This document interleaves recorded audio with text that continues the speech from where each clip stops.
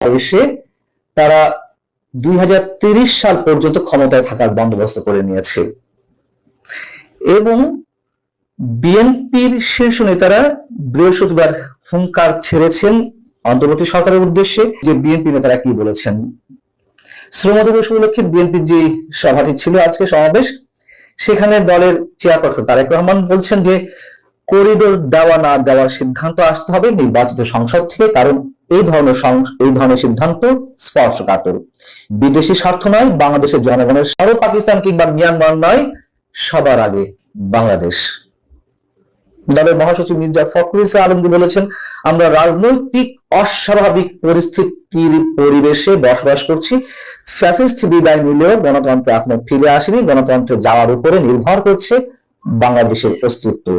আর স্থায়ী কমিটির সদস্য মির্জা আব্বাস বলেছেন, আমরা আশ্চর্য হয়ে যাই, কিছু কিছু ছেলে বলে 17 বছর আপনারা কি করেছেন। আরে 17 বছর আমরা গাছের গোড়ায় পানি ঢেলে তা নরম করেছি, সেই গাছের ফল খাচ্ছেন। সরকারের উদ্দেশ্যে বলছেন, আমরা ফ্যাসিস্টদের বিরুদ্ধে কথা বলতে বলতে নিজেরাই ফ্যাসিস্ট হয়ে যাচ্ছি কিনা, সরকারের উদ্দেশ্যে বলেছেন। আর জাতীয় পার্টির চেয়ারম্যান জি.এম. কাদের, যদিও তার বিরুদ্ধে বা তাদের বিরুদ্ধে অভিযোগ যে তারা ফ্যাসিবাদের দোষক ছিল, জি.এম. কাদের বলছেন, আমরা চাই সরকার প্রধান ও তার নিয়োগকৃত কর্মকর্তারা ক্ষমতা ছেড়ে রাজনীতিতে আসুক। জনগণ যদি তাদের গ্রহণ করে আমরা গ্রহণ করব, কিন্তু বাধাগ্রস্ত করবেন তা মেনে নেব না। কোন ফ্যাসিবাদী সিদ্ধান্ত আমরা দেখতে চাই না। যতদিন পর্যন্ত নব্য ফ্যাসিবাদ বিতাড়িত না হবে ততদিন আমাদের সংগ্রাম চলবে। যেহেতু আপনি অন্তর্ভুক্তমূলক, সরকার প্রধান উদ্দেশ্যে বলছেন, প্রধান উপদেষ্টার উদ্দেশ্যে, যেহেতু আপনি অন্তর্ভুক্তিমূলক নির্বাচন করতে পারছেন না, দয়া করে আপনি বিদায় হন। বিষয় হচ্ছে, এই কথাগুলোই গত 8 মাসে বিভিন্ন মহল থেকে বিভিন্নভাবে উচ্চারিত হচ্ছে। সেগুলো এখন রাজনৈতিক নেতাদের মুখ থেকে, কাছ থেকে স্ট্রেট উচ্চারিত হচ্ছে এবং অনেকে তো এটি বলা শুরু করেছেন যে আওয়ামী লীগকে তাড়িয়ে দেশের নব্য ফ্যাসিবাদ সৃষ্টি হয়েছে।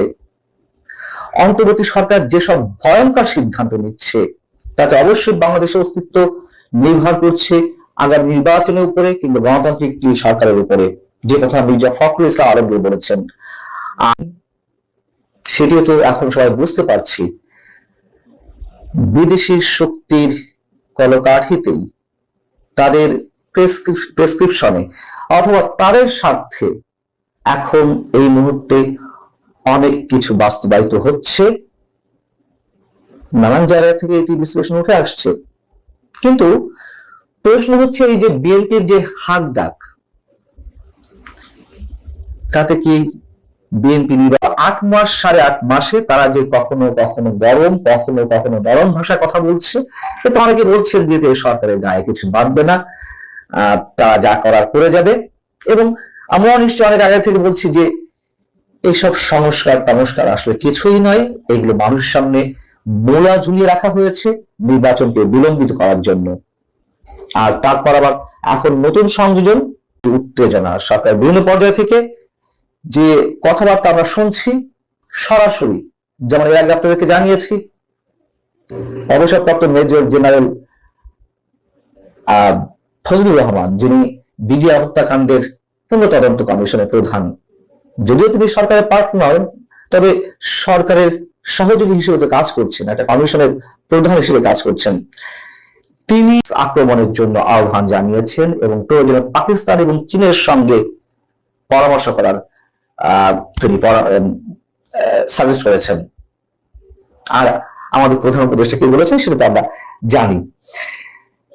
তো সেই জায়গা থেকে এই কথাগুলো স্পষ্টভাবে উচ্চারিত হয়েছে, এটি বোধহয় দরকার ছিল খুব। মালির উদাহরণ দিচ্ছিলাম, 2021 সালে সেখানকার ক্ষমতায় আসে সামরিক প্রধান আসিমি গোইতা। তো অন্তর্বর্তী সরকার হিসেবে কাজ করছিল। তিনি তখন ঘোষণা দিয়েছেন যে আগামী 3 বছরের মধ্যে সাধারণ নির্বাচন অনুষ্ঠিত হবে। 2025 এসে নির্বাচন দেওয়ার কথা ছিল। কোথায় মিল আমরা একটু খুঁজে দেখার চেষ্টা করি আসিমি গোইতার সঙ্গে আমাদের এখানকার। আসিমি গোইতা একটি সম্মেলন ডাকলেন, জাতীয় সম্মেলন ডাকলেন। সেখানে অনেক রাজনৈতিক দল অংশগ্রহণ করলো। তারা পরামর্শ দিল যে না, আপনাকে আমরা 2030 সাল পর্যন্ত চাই। মজার বিষয় হচ্ছে সেখানে প্রধান বিরোধী দল অংশগ্রহণ করে। এই দাবিও উঠেছে যে সব রাজনৈতিক দল বিলুপ্ত করা হোক, যদিও তাদের এই দাবির প্রতিক্রিয়া এখনো সরকারের পক্ষ থেকে জানানো হয়নি। তবে ধরে নেওয়া হচ্ছে যে 2030 সাল পর্যন্ত আসিমি গোয়েত্তা সার্টিফিকেট পেয়ে গেছেন এবং এর নিন্দা জানিয়েছে অ্যামনেস্টি ইন্টারন্যাশনাল সহ মানবাধিকার সংগঠনগুলো। অ্যামনেস্টি ইন্টারন্যাশনাল কিংবা হিউম্যান রাইটস ওয়াচ তাদের কার্যক্রম সম্বন্ধে আমরা জানি, হয় তারা সেভাবে কথা বলে। এখন এই উদাহরণটা আমি এই কারণে নিয়ে আসলাম, গত কয়েকদিন ধরে আমরা দেখতে পাচ্ছি একের পর এক ব্যাঙের ছাতার মতন যে ভুলফোর রাজনৈতিক দলগুলো কিংস পার্টি হিসেবে আত্মপ্রকাশ করছে। অনেকে প্রশ্ন হচ্ছে কি ব্যাপার, কারণ ঠিকই হঠাৎ করে একের পর এক রাজনৈতিক দল, 2 দিন পর পর একটা 26টি অথবা 28টি রাজনৈতিক দলে আত্মপ্রকাশ ঘটেছে। এক্সাক্ট পরিসংখ্যানটা আমি নিজেও দিতে পারছি না যে এত এত রাজনৈতিক দল আসছে। কারণ কি? অনেকে বলছেন যে এটি এরশাদ মডেল। সামরিক শাসক এরশাদ তার শাসন আমলে একের পর এক রাজনৈতিক দল করার সুযোগ করে দিলেন। আমরা একটা সময় দেখলাম যে আসম আব্দুর রবের মতো মানুষ তিনি বিরোধী দলীয় নেতা হিসেবে সংসদে প্রবেশ করলেন। আর সবচেয়ে এই যে রাজনৈতিক দলগুলো একের পর এক গঠন হচ্ছে, তাদেরকে দিয়েই বলানোর চেষ্টা করা হচ্ছে ডক্টর মোহাম্মদ ইউনূস 5 বছর ক্ষমতায় থাক, তারা দাবি তুলছেন। এবং একটা পর্যায়ে ডক্টর মোহাম্মদ ইউনূস দেখাতে পারবেন, এই দেখো এতগুলো রাজনৈতিক দলের মধ্যে আমাকে সাপোর্ট করছে এতগুলো রাজনৈতিক দল, অধিকাংশ রাজনৈতিক দল এই সরকারকে চাই। অলরেডি এটি বলা হয়ে গেছে আল জাজিরার সঙ্গে সাক্ষাৎকারে। তাহলে বিএনপি কি করবে?